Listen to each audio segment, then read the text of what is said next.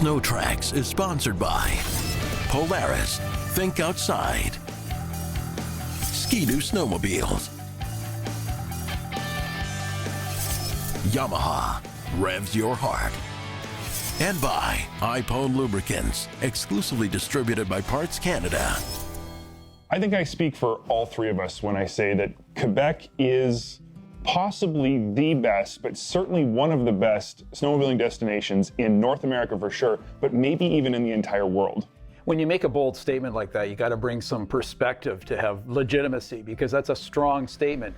But put this in context, 33,000 kilometers, that is 20,000 US miles of groomed, marked snowmobile trails, and they go through some of the most staggeringly beautiful and diverse terrain anywhere in North America. And when it comes to SnowTrax, keep this in mind. Since 2006, we have visited every single region in Quebec, not once, multiple times. And if you go back even further, Mark, with SuperTrax, they've been going there since the mid-'80s. We have so much experience in Quebec. The first area of Quebec I think I want to cover is what they refer to as Quebec by the Sea, and it encompasses Côte-Nord, Gaspésie, and Bay Saint Laurent. This area of Quebec is very easterly, and one of the unique things about it is the fact that you get a lot of windy trails, but more importantly, high elevation changes. And some of the views out over the ocean are absolutely incredible. Another thing that's pretty unique about this area is that it's serviced by a lot of smaller towns, not bigger cities. And you're gonna find bigger cities in other areas of Quebec, but out here, it's smaller towns. It's actually very welcoming, very inviting. It's a unique area. And with it being serviced by smaller towns as opposed to larger cities, you get a wide variation of accommodation and places to eat. But as it being Quebec, one thing we have learned is that no matter where you are, those two things are always excellent. A couple of the interesting things you can do while you're in this area of Quebec is definitely check out the St. Lawrence overlooks. There's so many places, as you mentioned earlier, along the trail where you can see the St. Lawrence, and it's beautiful from high elevations. But also, this area has something that almost no other area does. It's really cool, and that is a ferry that you can actually load your sleds on and cross the St. Lawrence. It's quite a long ferry ride, and honestly, when I did it, it was one of the coolest things of the trip for sure. Another really cool thing to do while you're in this area is visit one of North America's largest snowmobile bridges. It's called the Passerelle de la Rivière Manicouagan, and it is absolutely impressive. You have to go see it. You won't believe it. It's such an exciting thing to check out.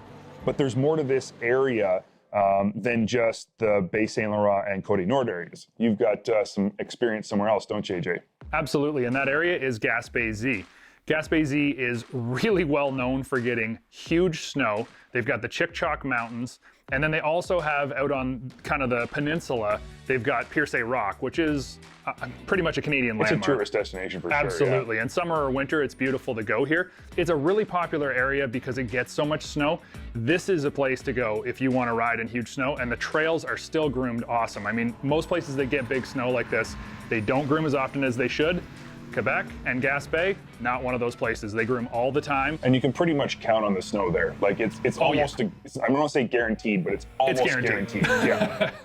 The next area of the province I want to talk about encompasses three separate regions: Quebec, Charlevoix, and Saguenay-Lac-Saint-Jean. And I have spent actually quite a lot of time in these three regions over the years. I think I've been there 2 or 3 times at least. You got to understand that where this is located, this region is just perfect for US snowmobilers to get to the trails. You don't have to drive very far to be in fantastic riding, and that's a big asset for this area, is that proximity to the US. Mm-hmm. And it's also very centrally located for Ontario riders to get into this area and experience all that Quebec has to offer. And there's some really cool stuff here because, like some other areas in Quebec where it's all smaller towns, This has both city and small town, so you can get small little boutique hotels or you can get big city brand name stuff. It depends on what you want and where you're riding. And the main city in this area is Quebec City.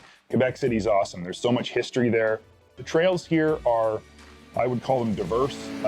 Much like previous one we talked about, there's lots of elevation changes. They get traditionally tons of snow, so you can usually count on it and plan your trips around the snow. Being close to Quebec City, you're not just like ride your sled at the hotel, ride your sled at the hotel. You can take a day in between your rides and go do cool stuff and go see cool things. And it really has a lot of diversity in trails, but also in experiences. Yeah, bring the family, bring the kids. This one is probably the most historical snowmobiling center in all of Canada. SnowTrax is sponsored by Hercules Tire. Ride at our strength.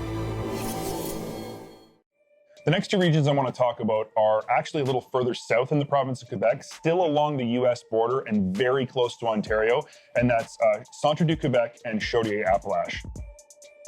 And this region, correct me if I'm wrong, is known for having multiple loops that you can do, but it's not like multiple loops where you have to move each day. You can stay in one central hotel region and then go out and just keep looping back, but you cover not the same trail. You keep. When I was there, that's exactly what we did. We stayed at one place and we did a different loop trail each day, and each one was really different from the others. It's not like you get bored, like, oh, this is the same loop I did yesterday, just different trail. They're all different. So it's just a really cool place to ride. And it's actually a really great place to ride with your family, because loop trails are usually easier for a kid for a one-day loop when you're not having to, saddlebag or whatever. So it's a really great place to bring kids. And there's actually some cool things to do in the area to check out. That's right. There's an observation tower that you went to in one of the episodes, right? Yep. It's on Mount St. Magloire, and it's absolutely an awesome spot. The trees get covered in snow, and it's just amazing. It's windy, so that when the snow hits the trees, it sticks to them. Very picturesque. And it's way up high. You can see other regions of Quebec from that spot, so it's definitely worth going there. And I think one of the things that really stands out in this region is that it's great for, I mentioned kids, but it's also great for beginner riders. The signage is amazing, so you always have top confidence wherever you go that you're going to be able to get back. And the trails give you a wide range of technicality. So if you're a beginner and you just want to take an easy trail, you can do that. If you're a more advanced rider and you want a little bit more challenge, you can do that too. So it's really a great area in terms of diversity for the people who will enjoy that area. A little bit of everything for everybody. Exactly. The next two regions of Quebec I want to talk about is my turf, Outaouais and the Laurentians, and here's why. It's the very first place I ever went to Quebec to go snowmobiling in 1980, and it was... Did you miss my birth for that? And this place is iconic, literally, because of the kind of stuff you can see here and do here, and the level of development of the trails is really quite staggering. I mean, you've got a great mixture of everything, and here's something that we can talk about that we haven't so far. There's safe, marked, staked, signed lake running as part of the package there.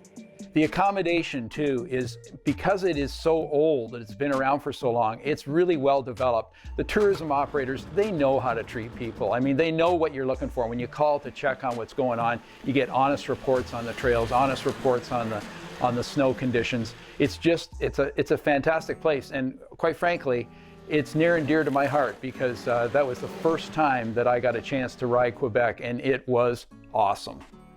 And there's one area particular in this region that I think might be one of the most popular locales in all of Quebec, Devil's Mountain, correct? The Devil's Mountain experience, like, it's on your bucket list. It's got to be. You have to go and see this place. It's really cool. There's a place to eat up there and get warmed up, but the view is staggering. I mean, we've talked about some mountain views. This is the granddaddy of all places. And just to prove the point, riding up there is an experience in itself. It's beautifully groomed, but I'm telling you, you're climbing the whole way up. There's also another spot in that area that's new. You were there a long time ago. This one's much newer, and it's actually the longest snowmobile bridge in the world. Cool. Is in that area, which is pretty neat. Quebec seems to have a lot of long bridges. That's something they're, I guess, famous for, but this one is the most impressive. So when you're there, you got to do Devil's Mountain, and you got to go do this new bridge that at this point I think remains unnamed. Great area to visit.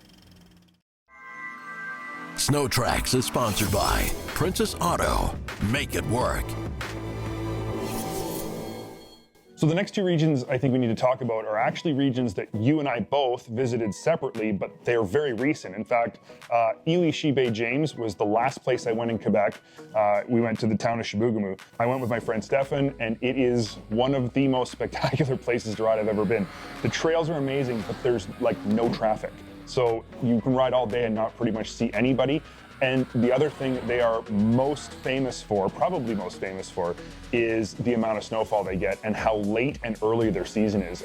We were riding like well past anywhere else in Ontario and Quebec had snow. We went up there and they had feet of snow. We were getting stuck, there was so much snow. Awesome, and it's not just a small amount of trails. There's over 3,700 kilometers of trails in this area, which is pretty impressive. And like you said, they're flat, they're fast, they're smooth, and they have impressive sight lines. So this is a place that you can go and really have fun. I actually think that Ely-Chee-Baie-James might be my favorite place to ride in Quebec. Now, I don't want to pick favorites, but maybe it's just because it was the last Well, one. Dad might have something to say about this too, because he was there just last year. We had a completely different experience in Abitibi-Temiskaming. If you go here, go hungry, because the restaurants and the places to eat, I took my wife on this tour, their mom. It was just awesome. The food, I mean, you're talking 5-star downtown big city restaurants located out where you pull up to the door on your snowmobile and everything's cool with that. It's a very, very well-developed tourism area. It has great tourism products. And so you get involved in that as a snowmobiler. You're getting the deluxe treatment. The trails are spectacular. There's some great scenery there. But the thing that kind of impressed us the most about the riding was open field and meadows, like great big expanses where you're just flying down the trail and you go down into a big G out and back up the other side, and you can stop and look behind you and you can see for like 1.5 miles where the guys you're riding with are. It's like this expansive, it's almost an emotional experience when you do it. Well, and there's some pretty unique things to do here. I mean, you guys did a chocolate factory, you did a cheese factory, the cheese all shop. kinds of stuff. So family, very welcomed, and you're gonna get some really unique experiences considering you're on a snowmobile. That's wicked good. The final area of Quebec I want to talk about is called Authentic Quebec. It's what they go by, and the two regions it covers are Lanaudier and Mauricie, and I have been to both multiple times. I know you were there once. Me too. And you've been there. It's one of the sort of oldest, most historical snowmobiling areas, probably in North America, I would say, but it's such a cool spot. The trails there are unreal. That's the word I would use, unreal. You drive from valleys to mountains. The elevation changes are crazy. There's lakes, there's rivers. You can do anything there. The trails cover the entire spectrum of snowmobiling. There's a huge variety of places to stay and types of places to stay. If you want like a 5-star lodge, you can do that. If you want a more basic accommodation, you can do that. And along with that comes obviously a wide variety of places to eat. Something else that's really unique about this area, and actually it's very unique to, you know, all of snowmobiling, is that you can fly into either Montreal or Quebec City and go right over to a rental location that's very close. Yep, you'll be there very soon. You can jump on a high-performance sled. They have so many rentals in this area, and then go out and ride some of the best trails in all of the world. They will take care of you. It's all available. Just fly in. There's a couple other things you have to do while you're there, and the one is to go ride across the dam at Lac Terreau. It's kind of a unique experience. It's something that's worth noting and worth going to. And then also, Hotel Sakakomi was where I stayed when I was there, and they have this thing called the Nordic Spa. I think it's more common in Quebec than it is in Ontario, but if you want to experience what being cold is all about, go to the Nordic Spa. But just such a wide variety of stuff to do there. My experiences there, I think I've maybe been 3 times, have all been absolutely top-notch, some of my favorites.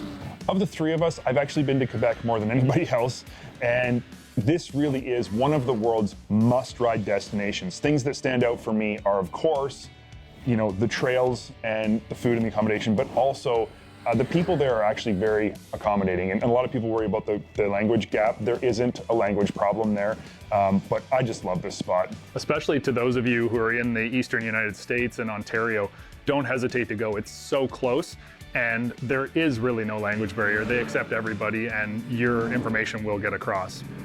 So when you go on a snowmobile tour or a vacation or a trip, whatever you call it, there's a couple things you want. You want great trails, you want great accommodation, you want great on-trail services and food. Let me tell you something, it's covered in Quebec. So I think after all of this, and after all of this looking back, I think we can all agree that Quebec absolutely has to be at the top of your bucket list for not just places to ride in North America, but in the entire world. Yep, and don't you hesitate to say bonjour Quebec.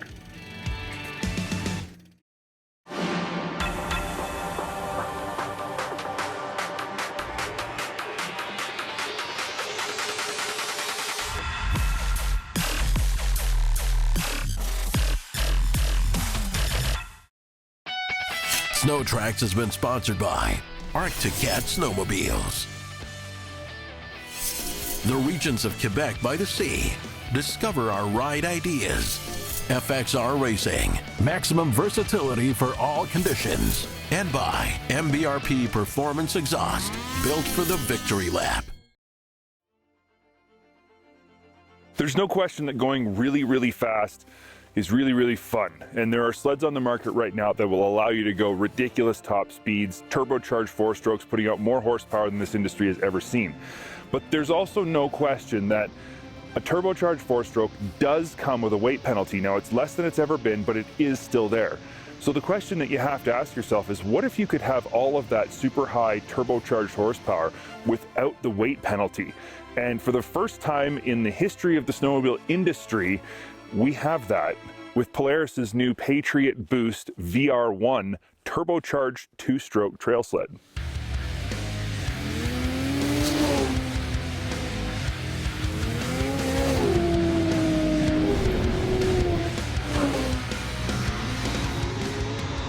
In reality, this is an Indy VR1. It's the same as all other Indy VR1s. This is a 129. With the VR1 package, you get the Walker Velocity shocks. They're not the high-lows you find on the XCR. These are the single adjustable, compression adjustable versions. They're excellent shocks. You get your Pro CC 129 skid frame, which we have come to know and love very much. You get, of course, the incredible MATRYX platform with its incredible on-trail handling, excellent ride characteristics, and of course, near perfect ergonomics. This is just a VR1. Now, when I say just a VR1, that's a silly way to say it because we love it, but it isn't special in that respect in any way. But there's more to this sled than just the MATRYX. Last season, Polaris launched their Boost 850 2-stroke in the mountains in their RMK lineup. And of course, the question gets asked as soon as you see something cool in the mountains, us trail guys say, well, would it work on the trail? Polaris didn't hesitate even one season before they said, yep, we can put that in a trail sled, and here it is. What is the Boost? Well, it's an 850 2-stroke, just like other VR1 850s, but it's got a turbo that bumps the horsepower up to 185-ish. Now, they don't claim any official numbers. That's our estimation. Their only official claim is 10% more power than their naturally aspirated 850. So in my mind, that puts it somewhere in the 185 horsepower range. It's been tuned and clutched for ease of riding on the trail. So, you know, just putting a huge horsepower turbocharged 2-stroke under the hood of a trail sled without making sure that it's actually trail rideable wouldn't be a good idea.